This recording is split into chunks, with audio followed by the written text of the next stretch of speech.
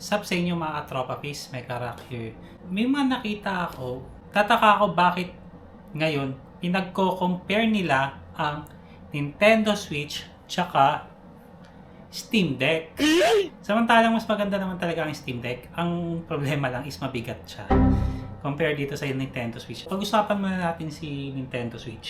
Ang kagandahan dito guys kay Nintendo Switch, magaan siya, easy to carry. Ang size ng display niya is 6.2 LCD siya ha. Hindi to OLED pala. So far naman, maganda din talaga si Nintendo Switch guys. May mga kaya siyang mga games. Okay. Nire-recommenda talaga to sa mga kids. Kasi may ibang games talaga dito na maganda talaga siyang laruin ng mga bata. May mga nakikita ako sa mga data blitz, sa mga game line na bumibili ng mga games ng Nintendo Switch. Kapag nakikita ko sila, bakit nila sila nag PS4 or Steam Deck? Mas okay pa ang graphics. Maganda naman din talaga yung iba niyang games. Lalo na may Naruto dito, tapos mga games siya na kaya. Pakita ko sa inyo yung sample. Ang maganda pa dito, tatanggal yung controller, di ba? Tapos, ayun nga, pwede siyang maglaro up to 4 player. Lalo na kapag family gathering, mga ganon, yung mga family bonding, pwede siya gamitin talaga. The best talaga to, ito talaga gamitin. Ang pinakaayaw ko lang talaga is yung bigat niya. Kaya lang, ibibigay talaga ni Steam Deck yung pinaka-best niya. Malaro nyo yung gusto ninyo. Like eto, yung mga Tomb Raider, yung mga matataas, mga The Witcher, yung mga matataas ang graphics. Ito kaya din ni Nintendo Switch yung The Witcher. Kaya lang medyo may yung graphics niya medyo parang may pagka-low graphics siya compared dito, guys. Ang kagandahan pa nito, pwede mo din siyang gawing desktop compare kay Nintendo Switch. Talagang for gaming lang talaga siya. At pwede ka lang mag-YouTube based on my experience hindi talaga ako Nintendo Switch user. Pero kung ano lang yung mga naka-install dito, yun lang yung tinignan ko. Correct me if I'm wrong. Kung meron mang browser to, pakisabi na lang sa comment. CPU pala ng Nintendo Switch guys is Nvidia Custom Tegra Processor. Tapos ang storage niya ngayon is 32 gig. Ewan ko kung pwede pa siyang mataasan or what. Yun lang naman ang pinaka-importante dito at pwede mo din siyang may connect sa right? Alam niyo naman yan, alam niyo na yan. Hindi ko na sasabihin yung mga ibang information. Basta, based on my experience lang. Ang pinaka ko lang dito is yung volume niya. Parang hina niya guys. And, ganito lang siya kahina. Nagse-select ka tapos, try tayo ng isang games guys. Sa Nintendo Switch muna tayo mag-focus. So guys, kung nakikita ninyo, ganito lang yung volume niya talaga. Ganito lang kahina. Test tayo ng free battle niya. Computer. Single match na lang. Dami na palang ng kapatid ko eh. Mabilis din siya guys.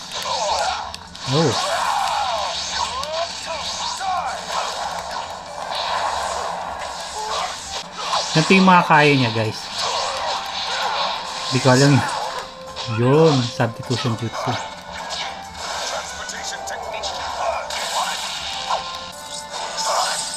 Go Ninetales.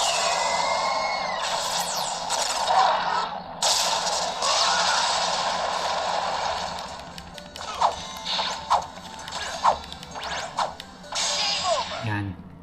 Ang tinatagal ng battery pala nito guys, kapag mataas yung graphics pala, umaabot siya ng 4.5 hours. Pero depende, kapag mababa lang yung graphics, maabot talaga siya ng 9 hours.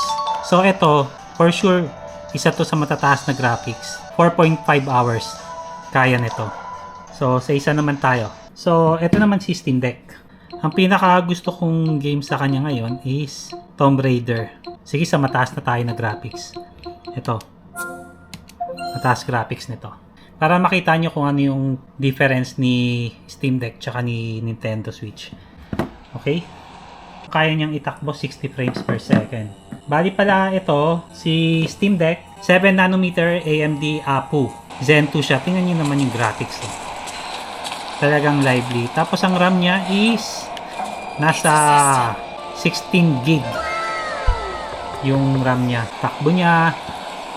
Bali, nalalagyan din siya ng SD card. Ayan. Wala pa siyang SD card sa ngayon. Ang internal storage or SSD, 512 guys. So, ang display niya guys is nasa 7-inch yung display size niya. Compare kay Nintendo Switch. Maliit lang talaga si Nintendo Switch. Pero, napakagaan lang niyang dalhin. Hindi ka bibiguin talaga ni Steam Deck. Ang maganda pa dito guys, mabilis talaga siya. O, kapag trip ninyong mag desktop mode, pwede siya. Basta may dala kayong mouse. Pwede din kayo mag-keyboard dito. Kailangan nyo ng Steam Deck. Para sulit. Punta tayo sa sinasabi ko. Ayan. Switch to desktop. Ang OS pala nito guys is Linux. Okay? Ayan. Ganyan siya guys. Kapag naka-desktop. So, balik na natin sa sa gaming. Ang kayang-kaya pa nitong display up to 4K at 120 Hz guys. Solid to. So, nakita nyo na yung gaming ng dalawa, ng comparison. Yan. TV naman tayo. Unahin natin si Nintendo Switch. So, ito guys, ikakabit natin sa deck. Enmatic. Ayan o, ang ganda din ng graphics niya. Ito yung controller niya. Kaya lang, nahihirapan ako kasi magkahiwalay eh. Hindi ko alam kung paano ko malalaro siya ng maayos. Maganda siya. Maganda din pala. First time ko lang guys. Hindi pa pwedeng pag-combine tong dalawa. Ang hirap kasi oh. Ganito. Sige, isang laban tayo.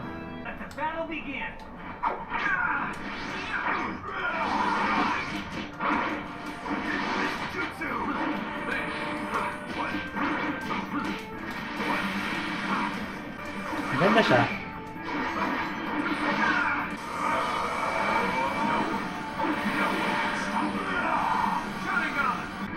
Hindi ko alam kung paano sumangga. Talo ko. Exit natin. Hanap tayo ng mataas na graphics niya. Yan yung problema lang guys. Medyo mabagal. Mabagal lang siya.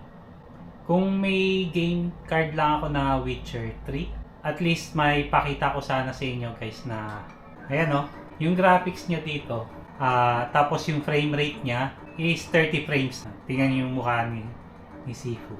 Bata pa dyan. Alam ko kasi kada talo niya, ayun, tumatanda siya. Ano yung suntok dito? Ya. Yeah.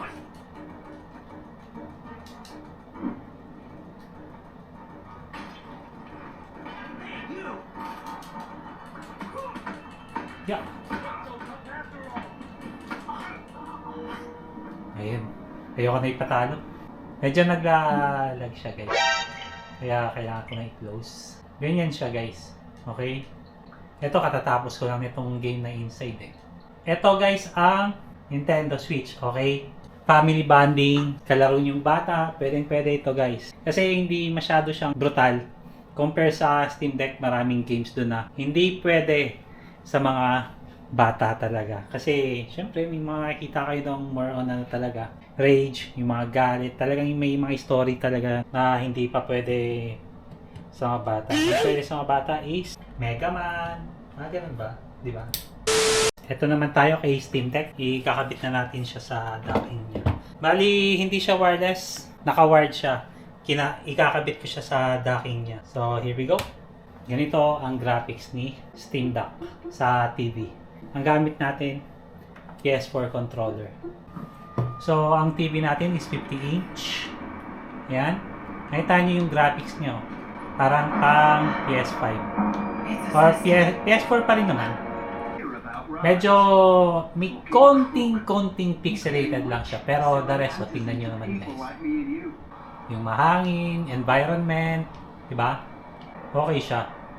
Hindi ka bibiguin sa game nito. So, yan.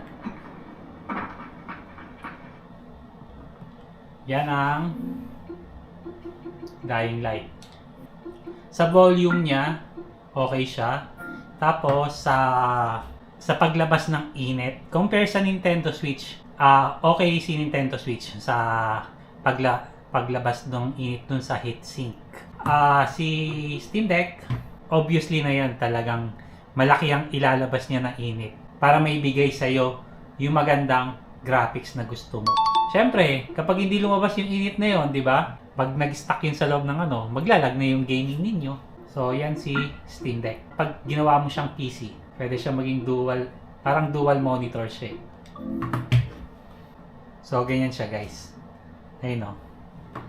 Ito yung Steam Deck. Monitor 1. Ayan, monitor 1, monitor 2. Ganyan siya. So, babalik na natin sa dati.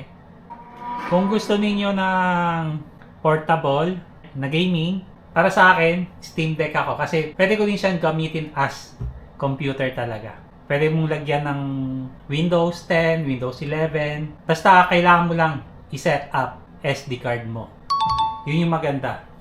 At pwede mong ma-installan siya ng kung ano-anong mga games. Yun yung maganda dito. Basta may Steam EMU. EMU Deck. Ganon. EMU Deck. Tawag doon. Sa tingin nyo guys, anong mas magandang portable gaming para sa inyo? Ito ba o ito? Kasi ako, ito talaga. Ito, may re-recommend ko to sa mga bata talaga. For kids talaga ito. Sa mga family bonding. Nintendo Switch. Ito kasi, madadala mo to kahit saan. Basta dala mo yung Steam Deck mo. Kung may portable keyboard ka, pwede may folding keyboard. May mouse kang dala. Dito, pwede kang makapag-trabaho. Gawin yung mga trabaho mo. Yan, makapag-browse ka. Na kailangan mo, pwede kang mag-download ng mga games mo. Madali lang siya. Jailbreakable siya. Kahit i-update nyo pa yung OS ng Steam Deck ninyo. Dual OS. Pwede nyo malagyan si Steam Deck. So, yun lang naman guys. Thanks for watching. Hope you like my videos and see you on my next vlog. Bye!